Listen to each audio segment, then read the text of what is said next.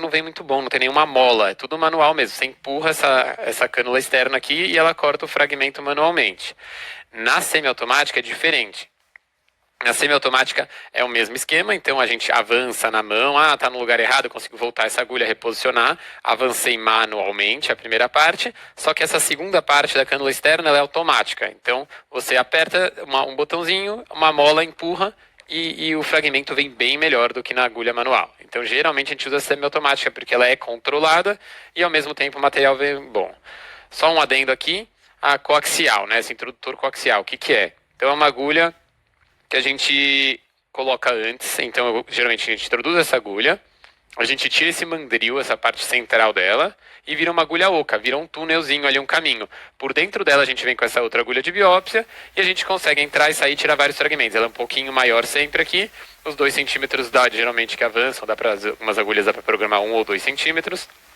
Ela avança aqui e a gente consegue tirar os fragmentos aqui na ponta, vários fragmentos. Põe, tira o fragmento, vai tirando e sem precisar furar várias vezes o tecido, tá? Então ela evita, reduz os acessos e reduz as complicações consequentemente, fura menos vezes a pleura, menos vezes a cápsula hepática, a cápsula renal. Então você consegue ter menos complicações e você consegue ainda variar um pouquinho a coaxial e fazer aqui uns fragmentos levemente em leque, mostrando diferentes partes da lesão, certo? A outra que a gente tem é a automática. Então, como que é a automática? Ela tem algumas que são totalmente descartáveis e algumas como essa daqui que a pistola não é descartável e a ponta só que é descartável. Você encaixa aqui, faz a biópsia, descarta a ponta. Aí você pode pegar outra e usar a mesma pistola. E o que ela faz? Ela faz as duas coisas de uma vez. Então, ela avança a gaveta e dispara a agulha, as duas de maneira automática. Então o fragmento dessa vem até um pouco melhor, mas ela é menos controlada. Se você avançar de uma vez, você arranca uma coisa errada aí se você não tiver um controle fino, tá? Você acaba perdendo um pouco esse controle fino, na verdade. Então, vamos lá.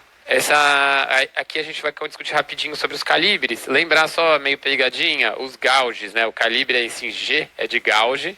Então, geralmente, a gente tem que avaliar para cada lesão qual tamanho a gente vai usar e lembrar, quanto menor o gauge, mais calibrosa é a agulha. Quanto maior o gauge, menos calibrosa. Então é ao contrário da lógica aí da maior parte das outras medidas que a gente tem. Então uma agulha 14 é bem mais grossa que uma agulha 20. E aí cada agulha a gente tem uma função diferente.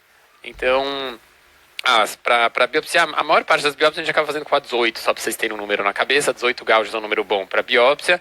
É uma lesãozinha de partes moles, eu posso ir com uma 16, sabe, um linfonodo superficial, a gente vai com uma 16, que é mais calibrosa, vem mais material, para ver linfoma, a gente gosta de bastante material. A mama, sem desprezar a mama, mas é uma biópsia mais tranquila, com menos estruturas essenciais ali, vitais ali em volta, então a gente consegue com uma agulha maior, uma 14, tirar mais fragmento, tirar mais material, na verdade. E a 20 em alguns locais, às vezes eu gosto de ter uma lesão pulmonar mais central, perto do hilo, próxima de vasos grandes, para não correr tanto risco, a gente vai com uma agulha um pouco mais fina, uma 20 gauge. Então tem essa variação e lembrar que sempre o introdutor, que a gente falou, esse introdutor coaxial, aquela agulha coaxial, ela é 1 ou 2 gauges, geralmente 1 gauge a menos, né? Um pouco mais grossa, obviamente. Então ela é um pouco mais grossa para passar. Então se eu vou usar uma agulha 18, geralmente o introdutor dela, a agulha introdutor axial, tem 17 gauges. Ela é um calibre maior, né? Tem um número abaixo, um pouco mais calibrosa, para outra agulha entrar por dentro, certo? Então, geralmente elas vêm em conjunto já, tá? Não precisa ficar escolhendo os tamanhos dessa combinação. Mas em alguns locais vem separado e precisa saber isso. Aqui, como é o nosso fragmento, né? Então, o que é? Essas seriam as... Diferente da PAF, né? Que é a pulsão aspirativa para agulha fina, essas são as nossas core biópsias, as biópsias com agulha grossa. Então, grossa é essas medidas aí, de 20 a 14 gauge, mais ou menos. E o material vem assim, então eu abri a gaveta, disparei, tirei do paciente, aí consigo abrir a gaveta de novo, na semiautomática, e aí aqui eu tiro o fragmento. Então a gaveta abriu, eu estou vendo o fragmento, eu não vou disparar de novo, senão pode machucar o fragmento, estragar o fragmento. Mas a gente abre a gaveta e tira o fragmento daqui de dentro, e esses fragmentos são meio filiformes aqui, essa minhoquinha aqui, são os fragmentos, é como a gente gosta do material mesmo. E no olho nu já dá para ver uma noção da qualidade, assim, se o material se desfaz muito, às vezes ele é meio necrótico, né? Você pegar uma área necrótica da lesão, quando você vai tirar, ela desfaz, ele esfarela todo o material. Aqui a gente consegue ver que provavelmente teve um parênquima, sei lá, se for um fígado isso, um parênquima hepático normal, e aqui a lesão nodular e o parênquima hepático de novo. Então você transfixou, pegou toda a lesão aí, todo o comprimento da lesão. Então aqui a gente consegue ver que tem material. Essa lesão branquinha aqui tem cara de ser lesão tumoral. Então depende do que você quer biopsiar, dá para você ter uma noção. E aí a gente faz vários tipos de análise, né? Tem anátomo patológico, que a maior parte das vezes é feita. E aí, geralmente, depende, você quer para uma coisa tumoral, você pode fazer imunohistoquímica, fazer análise molecular, né, para fazer estudos mais personalizados, tratamentos mais dirigidos aí, a parte molecular é muito importante. E a gente geralmente manda o fragmento em formol para essa análise. Colocou no formol, na formalina, o material fica conservado, né, teoricamente, sem prazo de validade aí. Só que muitas vezes a gente fica com medo do material não vir suficiente, ou eles querem já ter uma noção rápida na hora, igual cirurgia, que todo mundo já passou no centro cirúrgico, pede a congelação das margens, a gente às vezes faz isso, a congelação. Então tem dois tipos principais, então geralmente a gente manda no soro, e eles podem fazer realmente a congelação, congelam um fragmento e cortam ele fininho, como se fosse uma peça de parafina, né? Depois do formal eles fazem uma parafina para fazer o anatopatológico. Na congelação ele meio congela e consegue cortar fininho e fazer essa análise, mas a maior parte dos pacientes não tem isso. E a logística é um pouco mais difícil, geralmente vai para o centro cirúrgico, então em alguns centros o patologista vai em sala e ele faz o imprint, que eles chamam, o raspado. Ele pega esse fragmento, dá uma batidinha ali numa lâmina, uma raspadinha, ele vai soltar algumas células e ele consegue ver a citologia rapidamente, e aí ele fala, ó, tem célula tumoral, você já terminou a biópsia, putz, tem célula só morta, não veio muito tecido, aí você consegue, você já sabe, já está anestesiado, já está com a célula dentro, não precisa furar de novo, tenta tirar mais fragmentos. Ou vai numa área, vem muito necrótico, você tenta reposicionar a sua agulha, vai mais na periferia, numa área com menos necrose. Então essa congelação, esse raspado, esse imprint, essa avaliação do patologista acaba ajudando nisso e reduz o número de biópsias, de necessidade de convocar paciente, tá bom? E existem outros meios aí, então, para rim, principalmente, quando a gente vai fazer imunofluorescência, então vai fazer microscopia óptica, manda informal mesmo. Agora vai fazer a imunofluorescência, manda no meio de Mitchell, que Michel, algumas pessoas chamam, escreve Michel, é outro meio para avaliar a imunofluorescência. Para microscopia eletrônica, tem gente que gosta de mandar no glutaraldeído, que é um outro meio para avaliação. Então, dependendo do que você quer, você coloca no meio específico, tá? Para biópsias ósseas, a gente tem material diferente. O clássico aqui que mais se usa é essa Janshid, já caiu em prova, tá? Eles gostam desse nome, Janshid, Terefina. Essa agulha meio T aqui é uma agulha bem mais robusta aqui, tem de 13, 11, 9 gauges, ela é bem mais grossa, bem mais robusta. E qual que é a ideia? Ele é clássico para usar para medula óssea, tá? Mas aí a gente usa para biópsias ósseas, para furar o osso e chegar onde a gente quer. Então a gente encosta aqui na cortical óssea, a gente pega realmente um martelo, estéreo aqui, martela, essa parte, a agulha entra, atravessou a cortical, a gente vai tirar esse mandril, e essa agulha, ela é cortante. A agulha da Janshid, quando você tira o mandril, a parte externa dela da cânula, assim, ela é cortante. Então você segura ali em cima e vai girando e afundando esse material. E ela, que nem um saca-bocada, saca-rolha, ele vai comendo, e aí você consegue pegar o material. Depois você pode usar esses outros materiais adicionais que vêm, só que você consegue descolar ele um pouquinho ali da parte óssea, você tirou essa parte de dentro, fez a lesão, você vai corroendo, aí você descola ela de dentro da agulha, aí você consegue quebrar o pedículo ósseo, você balança um pouco, quebra o pedículo ósseo, tira o fragmento tá dentro da agulha e você usa essa agulha romba aqui para empurrar o fragmento para fora. Tá? Isso é o clássico que a gente usa para osso. Agora eles já desenvolveram outros tipos de materiais um pouco mais modernos aí, né? Que é meio um pouco arcaico ali. Você tá na martelada, martelando em cima do osso do paciente. Esse daqui é um control de uma marca específica que eu não conheço outra, não sei se tem algum concorrente, mas é um dispositivo eletrônico que gira aqui. Então é uma furadeira mesmo. Você vai conectando as pontas, ele gira, fura e pega o material. O material vem melhor mesmo. E aí falam que é muito bom eu uso principalmente para quando a gente vai fazer alguma lesão muito esclerótica. Então, não adianta só atravessar a cortical, a lesão toda é dura, então você não consegue muito ir trefinando, como a gente chama aqui com a Janshid. Então, essa furadeira ajuda bastante aí, tá bom? E os fragmentos vêm assim. Então, se você usar a furadeira, geralmente vem um fragmentão aqui, bem coeso.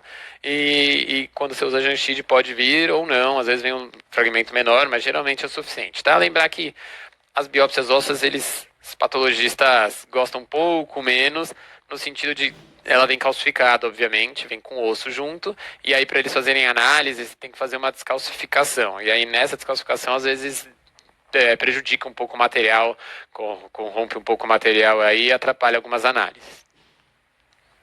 Saindo da biópsia, agora vamos para os materiais de punção. Então, o principal que eu quero que vocês saibam são essas agulhas aqui. Então, tem o gelco, tá? O gelco que muitas vezes usa para pegar acesso. Então, é aquela agulhazinha com uma cânula de plástico em volta. Então, às vezes você deixa o metal e o plástico, às vezes você tira o metal e fica só o plástico. Então, você usa principalmente isso para acesso venoso, mas a gente usa muito para também punções de coleções superficiais, nas partes moles superficiais. O gelco é super bom, tá? Então, é basicamente isso. Aí a Shiba é a agulha, uma das favoritas aí do radiologista intervencionista. Ela é uma agulha que você entra, você consegue tirar o mandril dela e essa parte oca de dentro que fica lá, você consegue aspirar o líquido por dentro. Então, você entra com uma agulha pontuda, chegou dentro da coleção, você tira a parte de dentro, o mandril, e ele fica oco, e você consegue aspirar o líquido que está lá dentro. Então você entrou na coleção e aspira o que tem dentro. A hack é parecida, tá? A gente usa principalmente essa agulha spinal, a gente chama coloquialmente de hack, essa agulha de hack anestesia, eu mesmo que o anestesista usa, a gente usa um pouquinho mais calibrosa, geralmente é 22 gauges, a pretinha, a gente usa muito para fazer anestesia, então a gente ela é comprida, varia ali, uns 7 centímetros, a gente chega em coleções mais profundas e faz anestesia na cápsula. Depois a gente entra com uma Shiba 18 normalmente, gauges, e aspira a coleção. Tem essa agulha de Westcott, que eu vou mostrar uma fotinha aí para vocês, mas é basicamente uma Shiba com uma janela lateral. E essa agulha hipodérmica aí é aquela que mais se usa no dia a dia para outras coisas. Então, uma agulha de anestesia, agulha para dar injeção, muitas vezes para pegar acesso também. É aquele bisel trifacetado, eu também vou mostrar para vocês, todos conhecem essa agulha aí.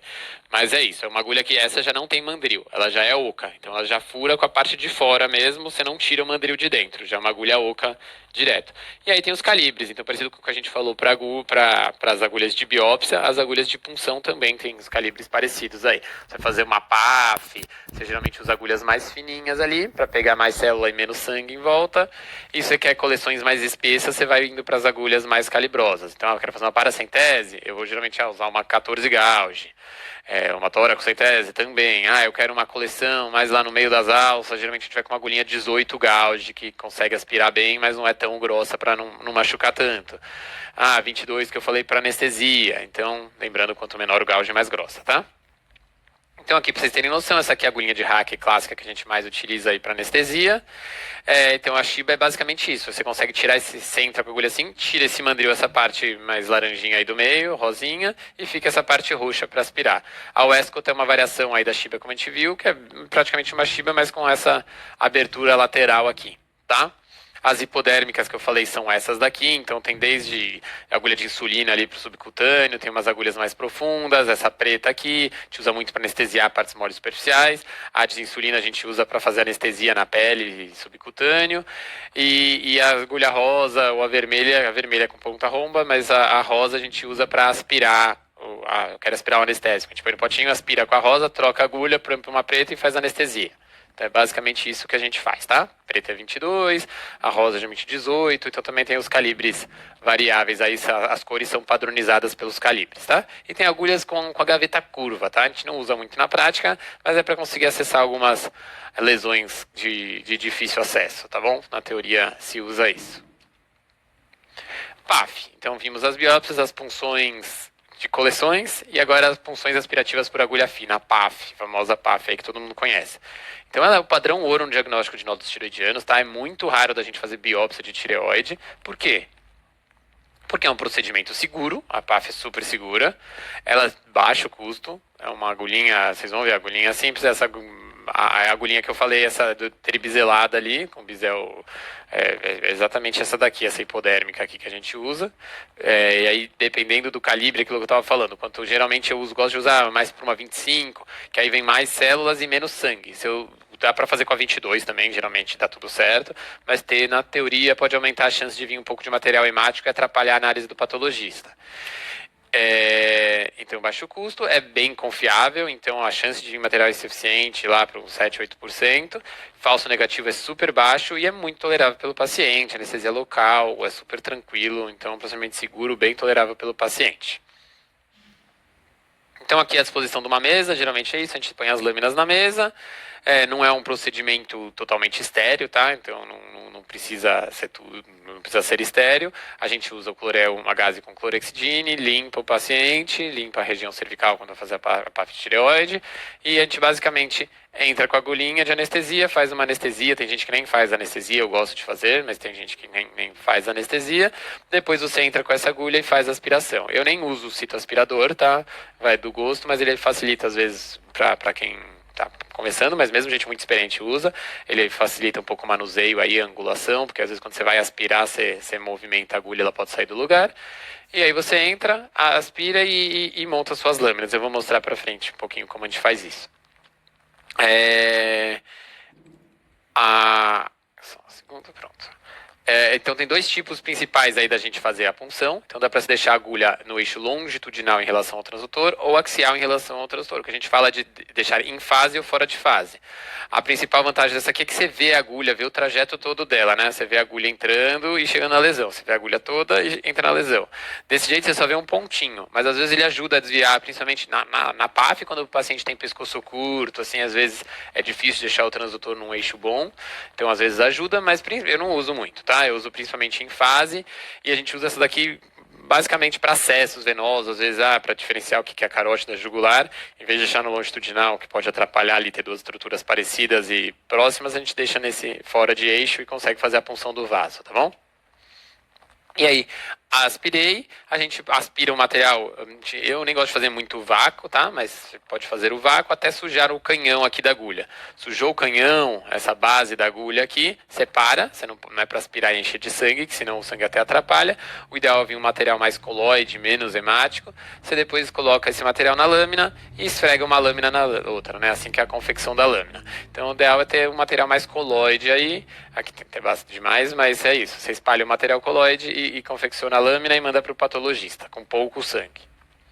E tem hoje em dia outros tipos de preparo, que você nem prepara, nem faz, nem confecciona a lâmina. Você coloca direto num tubinho específico, eles usam isso para centrifugar, e aí depois eles conseguem fazer análise com esse material centrifugado. Na teoria, isso, se fizer em larga escala, pode baratear o serviço, essa análise, tá?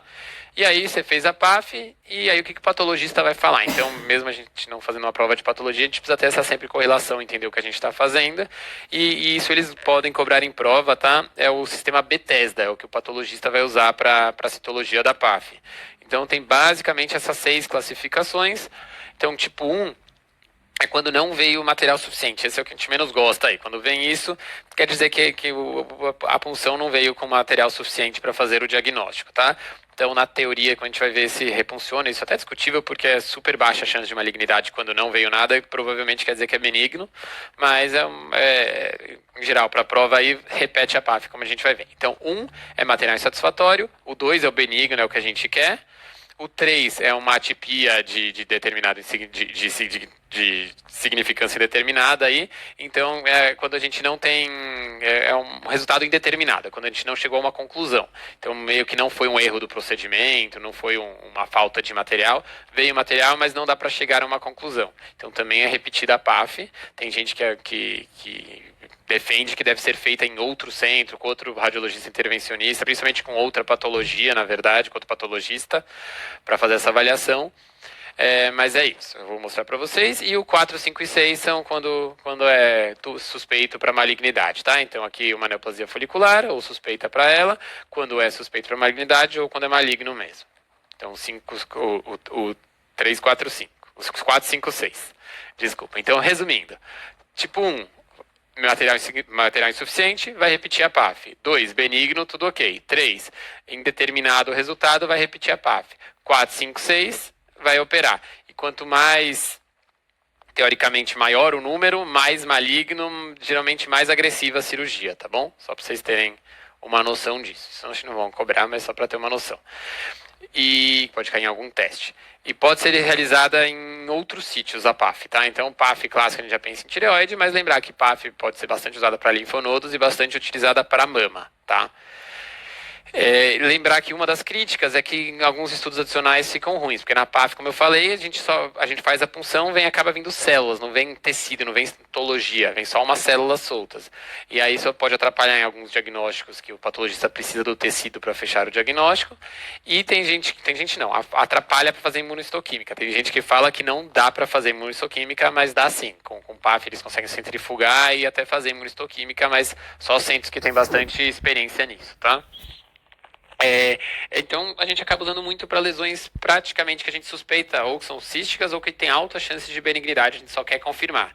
E também é legal essa indicação aqui. Então, o paciente às vezes tem um SEC de cabeça e pescoço, tem um linfonodo aí, geralmente você só quer confirmar, você faz a PAF, você só quer falar é maligno ou não é. Se for maligno, você já sabe que é relacionado a esse SEC. Então não precisa de muita informação, não precisa de toda a histologia.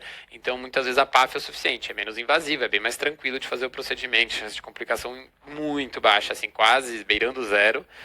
Então, acaba ajudando bastante nesse sentido. E além disso, tem cirurgiões de cabeça e pescoço que acham que se você biopsiar o linfonodo, você viola a cápsula e pode mudar o estadiamento da doença, e a PAF não teria esse problema. Então, também tem essa vantagem da PAF.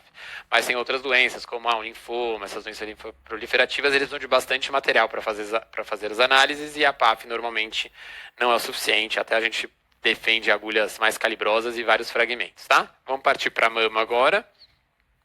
Mama não vou focar muito, né? Vocês já vão ter aulas específicas disso, com gente com experiência enorme nisso. Mas basicamente eu vou focar aí nas biópsias, nos procedimentos, na verdade, de mama. Então a biópsia tem super alta especificidade e as indicações clássicas aí, quando que a gente vai fazer? BIRADS 4 e 5, então BIRADS 4 tem 20 a 40% de malignidade, o 5 já 95% dos casos são malignos, então a gente precisa biopsiar. E os BIRADS 3, então a malignidade deles é abaixo de 2%. Só que então, se o paciente tiver apreensivo, desejar muito, se a paciente quer engravidar ou quer fazer alguma cirurgia na mama, algum procedimento estético, quer resolver isso antes de fazer o procedimento antes de engravidar, pacientes que já têm história na família, tem alguma síndrome genética, já teve um tumor de mama, então tem uma chance maior de ter tumor, ou paciente que mora em algum lugar ermo aí, com difícil acesso, não vai conseguir fazer segmento em intervalos curtos, paciente com um problema social aí, também a gente acaba indo para a biópsia para já resolver essa dúvida e não contar com segmento, tá? Então, quais as vantagens da biópsia em relação à PAF na mama? Ela consegue ver melhor o grau tumoral e consegue avaliar os receptores hormonais. Então, a core biópsia, né, a biópsia, tem essa vantagem.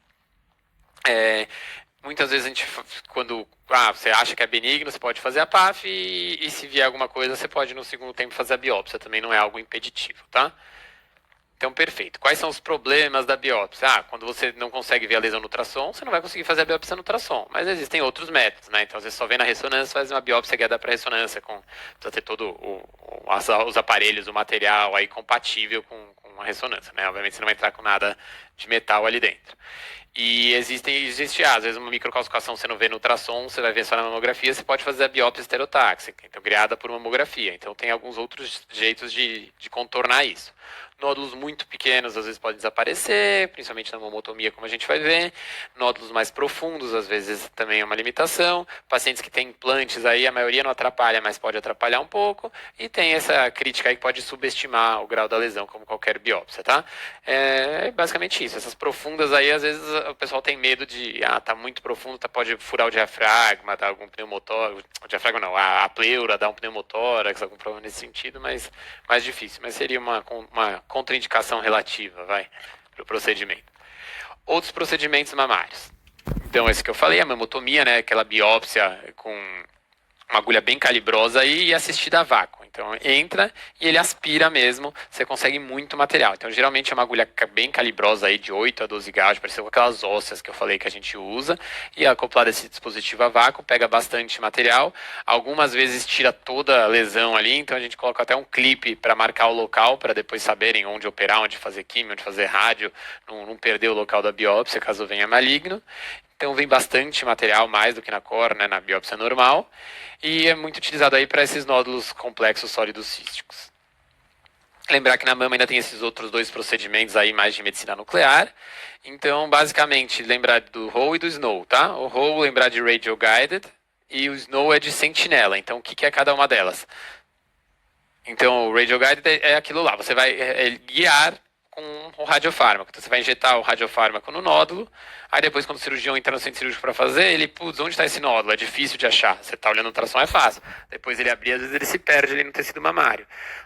Então, você marcando ele com o ROW aí, com esse material radioativo, ele usa o gamma probe ali na hora, vai mexendo até pipipi, apitou, é aquele lugar que ele vai arrancar. E o Snow, você já põe o radiofármaco mais leve, ali você põe peritumoral, ele acaba drenando no sistema linfático do tumor, e aí você também usa a gamma probe na cirurgia para achar qual que é o primeiro linfonodo de drenagem, o sentinela dessa lesão. E aí você, tirando esse linfonodo, faz análise. O linfonodo veio com tumor? Putz, tem uma doença metastática local. Não, veio sem tumor?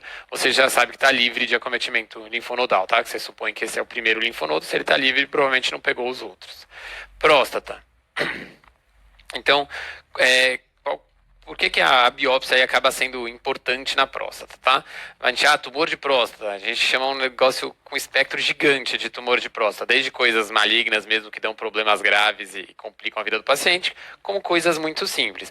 Então tem tumores de próstata de muito baixo risco ou baixo risco, então se somar o 15 com 35, praticamente 50%, metade dos tumores de próstata não são clinicamente significativos, tá? São esses de baixo ou baixíssimo risco. Então ele não vai trazer nenhuma repercussão para o paciente nos próximos 10, 20 anos. Então, se o paciente tiver uma sobrevida menor que isso, não faz sentido você tratar. E geralmente o paciente com tumor de próstata é mais velho. Então sim, você tem que pensar bastante se vale a pena fazer alguma coisa nesses tumores de baixo risco.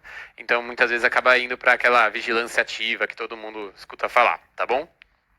E aí, o melhor jeito para diferenciar um do outro é a biópsia. Então, a biópsia a gente vai ver o Gleason, né? Aquele, o valor lá que o patologista dá. Se for maior que igual a 7 ali, já é um tumor clinicamente significativo, um tumor que a gente vai se preocupar.